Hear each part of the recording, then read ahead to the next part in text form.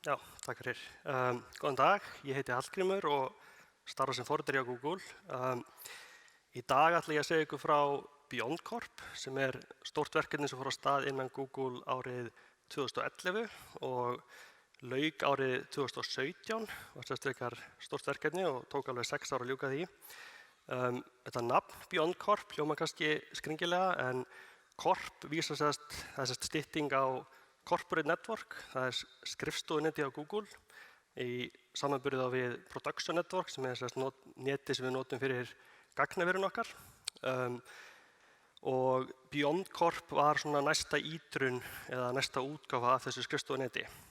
Þessi fyrirlestur hjá mér verður svona þrískiptur. Ég ætla að byrja á því að útskýra hvað BeyondCorp og hvaða vandamál því var ætlað að leysa. Síðan ætla ég að útskýra aðeins hvernig þetta var útfært hjá Google og í lokin fjalla aðeins hvernig þetta var innleitt hjá Google.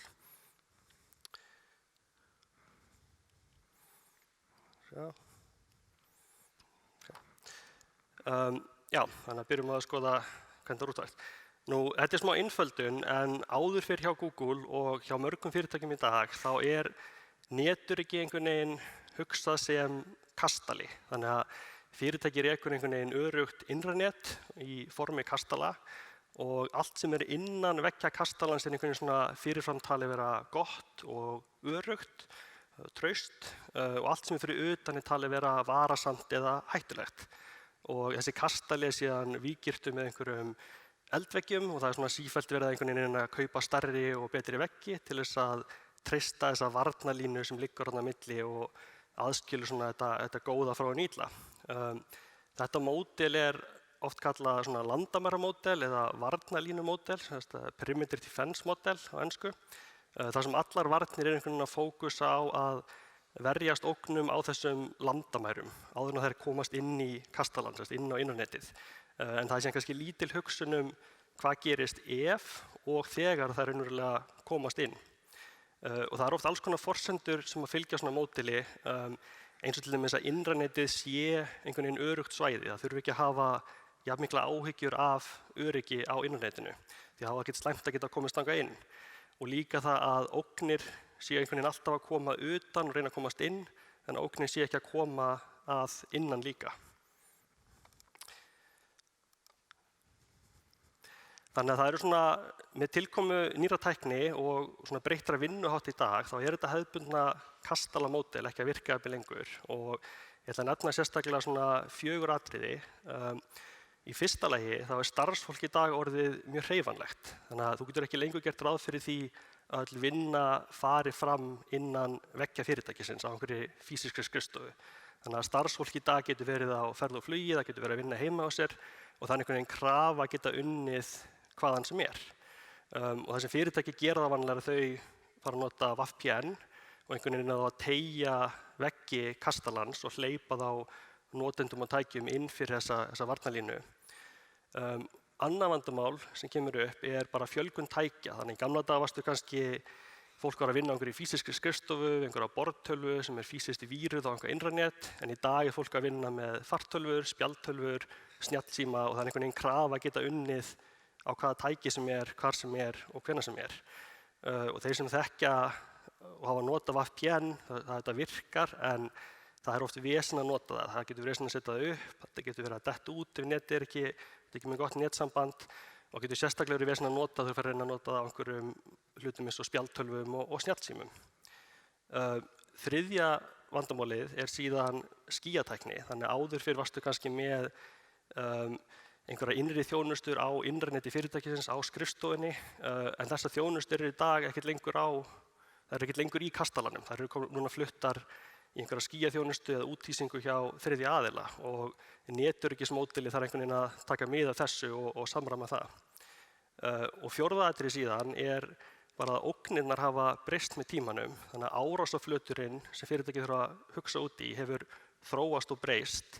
Og þessi kastali og þetta módel sem hann með ekki að verja þig gegn ógnum nútímans. Þannig að einhverjar eldveggir og varnir sem á netlæginu lítið að hjálpa gegn árásum sem meira high level eins og til dæmis phishing árásir sem reyna stela lykilorðum og auðkennisupplýsingum sem er svona eitt af algengustu vandamálunum í dag. Og það er ákveðin svona bænari hugsunarháttur sem fylgir þessu kastala-módeli að þú ert alltaf með einhvern veginn gott fyrir innan og slæmt fyrir utan, en það þarf að hugsa meira út í það hvað gerist þegar að starfsfólk er hakkað, hvað gerist þegar einhver óbrotinn aðili er kominn á innanetið. Þannig að með þetta í huga þá fór Google af stað með nýtt verkefni, BeyondCorp, og skilgreindi markmiðið svona, að Google starfsfólk ætti að geta unnið hvaðan sem er, á hvaða neti sem er, án þess að þurfa að nota VPN. Og þetta kallaði alveg nýja nálgun á netöryggi, það sem var ekki lengur verið þetta að byggja og vera með eitthvað svona örugt innranet og einhverja veggi til þess að vernda það. Og það sem Google endaði að gera var að taka alla sínar innri þjónustur sem voru áður þá á einhverju örugu lokuð innaneti og fara yfir í módela sem að allt er á internetinu og engu er treyst fyrirfram.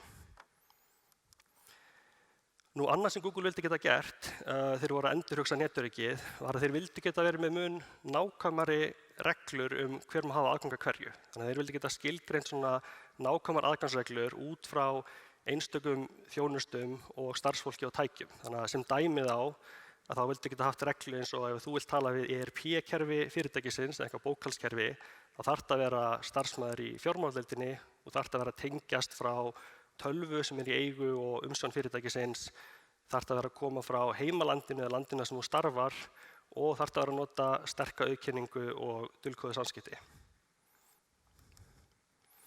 Þannig að skoðum hvernig þetta var útfært. Þannig að útfærslan á BeyondCorp byggir á 3 grunnreglum.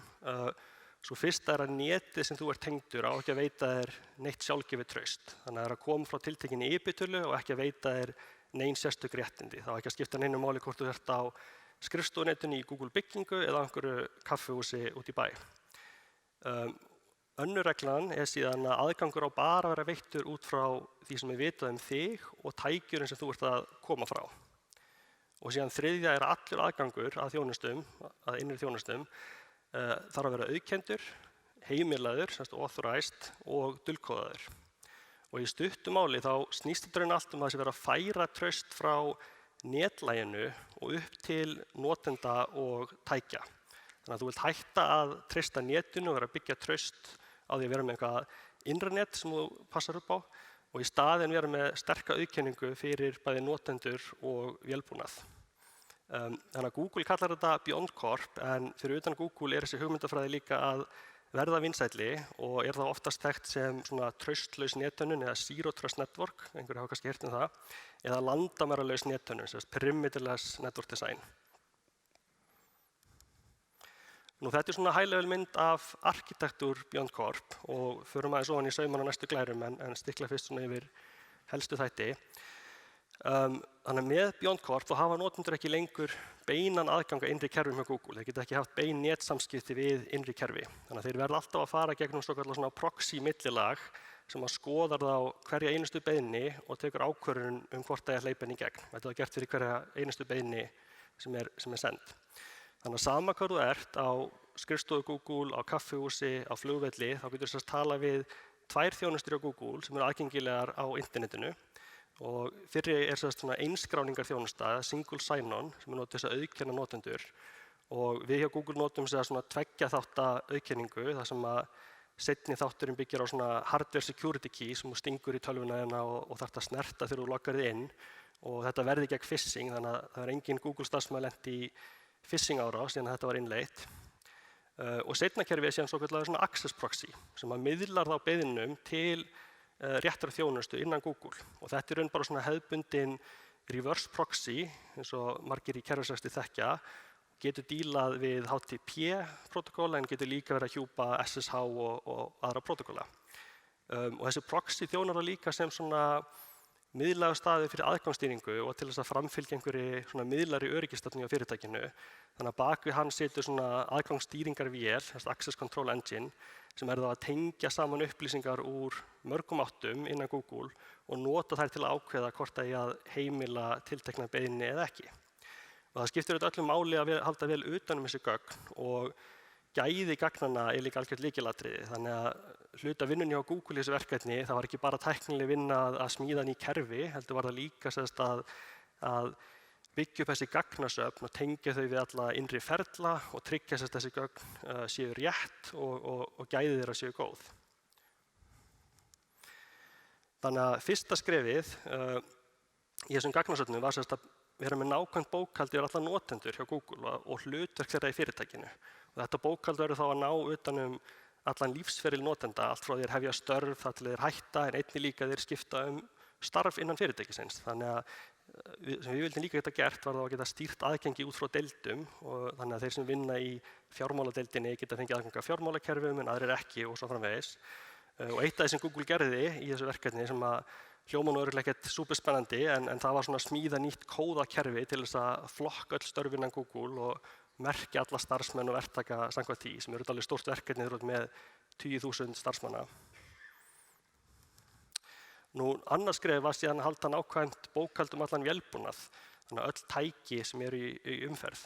Og þetta bókhald þarf líka ná yfir allan lífsferil tækja og samþættast á birgðastjórnin á fyrirtækinu. Þannig að það er að vera að kaupa ný tæki, þá er að vera að skrá þau, þegar þau eru afhent til notkunar, þá er að vera að skrá hver er að fá tækið, síðan þegar þau tekin úr umferð að lokum, þá er líka að vera að skrá það, alltaf vera einhvern veginn að uppfæra þennan gagnagrunn. Og fyrst viltu byrja að vita hvaða tæki í eigu fyrirtækisins og í umferð, það er svona grunnurinn, en síðan viltu byggja ofan á þetta og líka vita í hvaða ástandi þau eru, svona öryggislega séð á sérstaklega. Þannig að hvaða stýrikerfi eru það að keyra, hvaða forrit eru uppsett, hvaða öryggisuppfærslur hafa verið settar inn og þess háttar. Og það er síðan gefið út svona vottorð fyrir hvert tæki á Google, svona machine certificate, sem er að nota fyrir auðkenningu á vélbúnaðinum sjálfum. Þannig að þegar notandi er að tala við þennan access proxy frá tilteknu tæki, þá er tækið í leiðinni að afhenda sitt vottorð og þannig auðkenna vélbúnaðinn í leiðinni.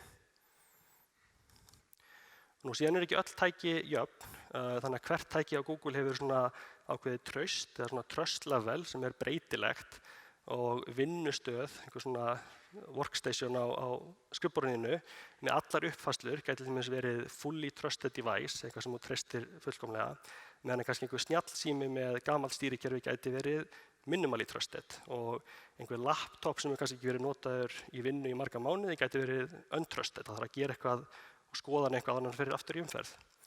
Þannig að það er kerfi sem er stöðugt að vinna úr merkjum og endurreikna þetta trust level fyrir öll tæki sem eru þekkt hjá Google.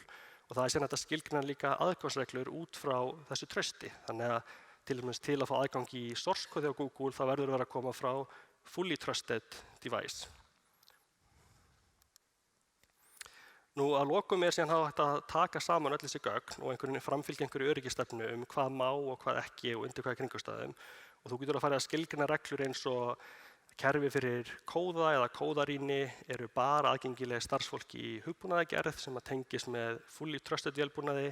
Kerfi tengt fjármálum er bara aðgengilegt fyrir fólk í fjármáladeildinni eða verktökum sem að tengjast með mostly trusted vélbúnaði. Og síðan kannski að internal meme tólið sem notum þess að búa til memes og deila innan úr sér Google. Það getur þú skoða frá minimally trusted vélbúnaðin og getur skoða memes í símanniðinum. Nú, þetta er hvernig BeyondCorp er útfært í svona stórum dráttum og það sem að öll umferð fer í gegnum þennan access proxy, þá er þetta lykilatriði líka hans sé áreiðanlegur. Þannig að ef hann liggur niðri þá getur starfsfólk í raun ekki unnið vinnuna sína. Svipað eins og VPN gateway liggur niðri þá. Þannig að þessi access proxy er rekinn sem global kerfi á Google, keyrandi á mörgum stöðum út allan heim með álagsdreifingu, DDoS-vörn og svo framvegis. Og þessi access proxy er byggður á sömu proxy-tækni og er notuð fyrir leitavélni á Google, Gmail og allar aðra þjónustur. Þannig að það er alveg mikil reynsla því að reka svona proxy á áreiðanlegan hátt. Og í samanburði við aðra þjónustur á Google þá er þetta svona umferð frá starfsfólki Google á skrifstofunetinni, einhver innri kerfi er þetta bara hverfandi. Nú, svona þriðja og svona lokakaflinn, innleiðingin á sig hjá Google. Þegar þetta fína kerfi var tilbúið, þá þurfti einhvern veginn að færa alla yfir í það og Google var á þessum tíma með 10.000 starfsmanna og svona 15 ár af legacy vinnuferlum sem byggðu á þessu gamla módeli með traust og öruggt internet, þar sem þú gast haft bein samskipti við innri kerfi. Og fyrirmælin á þessum tíma voru að þyrfti að færa alla starfsmenn yfir í þetta nýja módel en án þess að vera trufla neinn eða brjóta neina vinnuferla. Og eins og margir þekkja sem að díla við svona stór migration-verkefni, að þá geta þau verið alveg jafn flókin og að smíða sjálft kerfi sem verið að migrate yfir í. Þannig að Google tók ákvörðun í staðinn fyrir að reyna að breyta þessu gamla innræti og einhvern veginn draga úr réttindunum þar og minnka réttindin, að þá var tekin ákvörðun að frekar bara búa til nýtt innræt og reyna smám saman að flytja alla yfir á það. Þannig að fyrsta skrefið var að búa til svona traustlaust innræt í öllum Google byggingum sem hefur þá engin sérstök réttindi. Þannig að vera tengdur þessu neti var nákvæmlega eins og vera tengdur einhverju neti fyrir utan Google, bara eitthvað kaffihús úti í bæ. Og þegar þú tengdist á skrifstofnetinu á Google, þá var kerfi sem tók ákvörðun það á þetta tiltekna tæki sem þú ert að tengjast frá að fara á gamla örugga innrætið eða nýja traustlausa innrætið. Og hugmyndin var síðan smám saman að flytja öll tæki yfir þegar þau væru tilbúin. Annars skrefið var síðan að greina alla netumferð á þessu gamla innræti og skoða kortleggja hvaða vinnuferla væri í gangi, hvaða samskipti væri í gangi og skráð þetta allt í gagnagrunn þannig að væri hægt að finna hvað á eftir að flytja yfir í BeyondCorp, hvaða vinnuferla myndi ekki virka á nýja traustlausa innrætinu. Og þá var þetta að forgásaða því sem var skráð þarna og búa til ykkur verkefni og vinna í þeim. Og á þriðja skrefið var síðan að flytja öll tæki yfir á þetta nýja innræt og það var gert á þannig að ef öll umferð frá tilteknum tæki yfir tiltekið tímabil, einhverja 30 daga, uppfyllti kröfu BeyondCorp, þá var að eiga öll samskipti við innri kerfi gegnum svona proxy millilag, ekki að reyna að gera nein bein samskipti, að þá var núna hægt að flytja þetta tæki yfir á nýja netið, þar sem það hefði engin réttindi. Og þetta var gert þannig að notendur voru varaði við áður en voru fluttir og höfðu í raun alltaf kost á að flytja sig sjálfur tilbaka ef eitthvað var í brotið eða ekki að virka, en þyrftu þá líka að gefa útskýringu á því hvað var ekki að virka. Síðan var það sama gert fyrir allar VAF-kenningar á fyrirtækinu, þannig að það var skoðað hvaða umferð var í gangi, var einhver raunveruleg þörf þarna og síðan var unnið að flytja öllu tilfelli yfir í BeyondCorp og smám saman var síðan hægt að fara að loka fyrir allar VAF-kenningar. Og það ertu síðan sérstaklega að koma skilaboðunum til allar starfsmanna að það þyrfti ekki VPN lengur. Þannig að það var mjög lengi þannig að starfsfólk hélt áfram að nota VPN og nýi starfsmenn hélt áfram að sækja VPN. Allir gerir ráð fyrir því, ég ætla að vinna heima, ég þarf að nota VPN. En það er þá sérstaklega að koma því í svona þjálfun fyrir nýtt fólk að þetta þyrfti ekki lengur. Þú gæti bara unnið úr tölvunniðinu og það mun bara virka án þess að gera neitt. Þannig að svona þrennt að lokum til að taka mig heim. Þannig að ekki byggja traust á uppbytulum, ekki vera að treysta innrætinu þínu. Ógnir geta verið að koma bæða innan sem að utan. Og það sem er betra að gera það í staðinn er að byggja aðgangsstýringu með sterkri auðkenningu á notendum og vélbúnaði. Og síðan þriðja að þegar maður fer í innleiðingu þá er mjög gott að hugsa mjög vel hvernig er þetta að gera það í einhverjum skrefum til þess að reyna að brjóta enga vinnuferla. Ef þið viljið læra eitthvað meira BeyondCorp þá er Google með þessa vefsíðu, beyondcorp.com og þar eru líka pappírar sem Google hefur gefið út sem fara svona nánar í tæknilega útfærslu og smáatriði. En já, takk fyrir.